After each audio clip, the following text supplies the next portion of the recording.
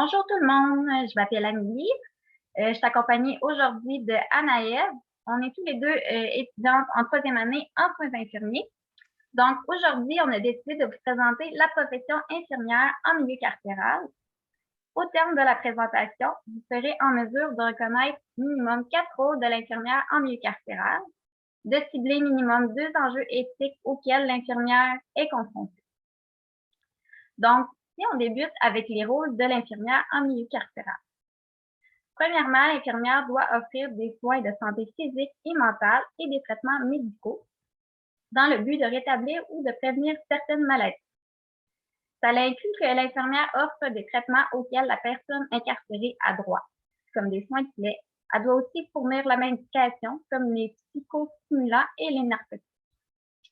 Ça inclut aussi qu'elle doit offrir la vaccination et proposer des tests de dépistage du TSS, comme pour l'hépatite C à la personne incarcérée. Ensuite, elle doit évaluer l'état de santé et l'état mental de la personne incarcérée. Ça consiste donc à prendre les signes vitaux, à faire un examen physique complet, à évaluer la consommation d'alcool, de drogue et de tabac. Ainsi, il sera possible de vérifier si la personne incarcérée est éligible au traitement de remplacement de la nicotine.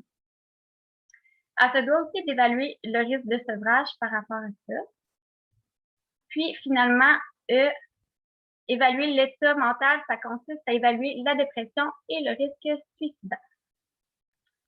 Ensuite, elle doit assister la personne incarcérée dans le maintien et le rétablissement de sa santé. Donc, elle doit faire le suivi de sevrage d'alcool et de drogue. La personne incarcérée en sevrage est suivie tous les jours pendant une semaine jusqu'à temps qu'elle soit stable. Elle peut recevoir de l'Ativan ou de Gravol sous ordonnance pour diminuer les symptômes de sevrage. Si elle est en délirium, qui consiste à être un état de confusion et de désorganisation, bien là, on va aller consulter à l'urgence.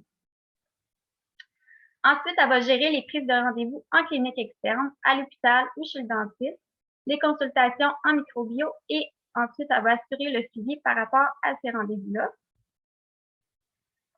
Puis, elle va faire la prévention et la promotion de saines habitudes de vie. Donc, ça implique que l'infirmière rende accessible pour les personnes incarcérées des tests de dépistage pour les TSS. Elle va offrir la vaccination.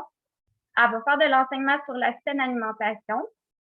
Donc, il y a la possibilité que certaines personnes reçoivent une diète selon leur état de santé.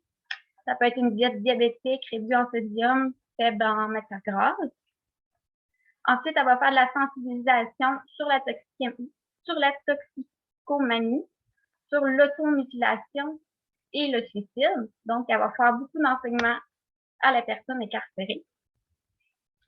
Pour ce qui est de la médication, on va vérifier les dosettes de médicaments avec le profil pharmacologique de la personne incarcérée, puis ses prescriptions.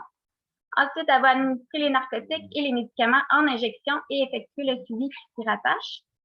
Par contre, l'ensemble des médicaments va être administré par les agents correctionnels, sauf les narcotiques comme la morphine, le dilodil, et la médication pour les dépendances comme la méthadone. Donc, pour poursuivre, le dernier rôle de l'infirmière en milieu carcéral, ça va être un rôle de collaborateur et collaboratrice avec les agents correctionnels parce qu'il y a beaucoup d'enseignements, surtout pour la médication ou pour certaines situations qui vont nécessiter une consultation à l'urgence. Par exemple, une personne incarcérée qui présente une douleur cardiaque, des saignements importants, des signes de sevrage, comme des hallucinations, une confusion, des tremblements. Il va aussi avoir un rôle de collaborateur avec le médecin parce qu'il y a un médecin qui va venir une fois par semaine, sinon il va être de garde du lundi au vendredi. Puis, il va avoir de la collaboration avec le CLSC et le département de psychiatrie pour tout ce qui est d'administration d'injections d'antipsychotiques. Si on poursuit avec les enjeux éthiques, l'infirmière, elle se doit d'agir en toute neutralité. Ça veut dire qu'elle doit faire preuve de bienfaisance, donc elle a l'obligation d'aider et de faire le bien. Elle doit faire preuve de justice et agir équitablement avec chaque individu, peu importe le crime qu'il a commis. Et ça se réfère au code de déontologie de l'article 2. L'infirmière ou l'infirmier ne peut refuser de fournir des services professionnels à toute personne. Ensuite, l'infirmière se doit de respecter le secret professionnel, donc elle doit faire preuve de fidélité. sauf en cas de danger pour autrui ou pour la personne elle-même. Puis ça peut être difficile à respecter dans le contexte carcéral parce qu'il y a présence de gardiens de sécurité en permanence. Et dans ce contexte-là, ben, la personne incarcérée, elle peut choisir ou non de s'exprimer devant le gardien, même si le gardien a l'obligation de respecter le secret professionnel. Et dans certains cas, ben, les agents correctionnels, ils peuvent accepter de fermer la porte pour la confidentialité ou parce que le détenu n'est pas à l'aise de s'exprimer devant eux. Mais dans la plupart des cas, pour la sécurité de l'infirmière, l'agent correctionnel ne doit pas laisser le détenu seul avec l'infirmière. Et ça se réfère au code de déontologie de l'article 31.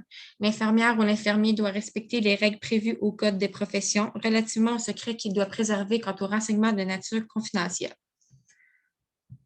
Donc, finalement, exercer en milieu carcéral, ça va impliquer d'être en mesure de créer un lien thérapeutique, donc d'établir un lien de confiance malgré l'acte qui a été commis. Ça implique aussi de prendre conscience que c'est l'humain derrière l'acte qu'on traite et que chaque humain a droit à des soins de qualité. Et ça implique aussi qu'il faut ne pas juger, il faut faire preuve d'empathie, d'humanité et de respect de la personne. Donc, merci beaucoup de nous avoir écoutés. J'espère que vous avez aimé notre présentation.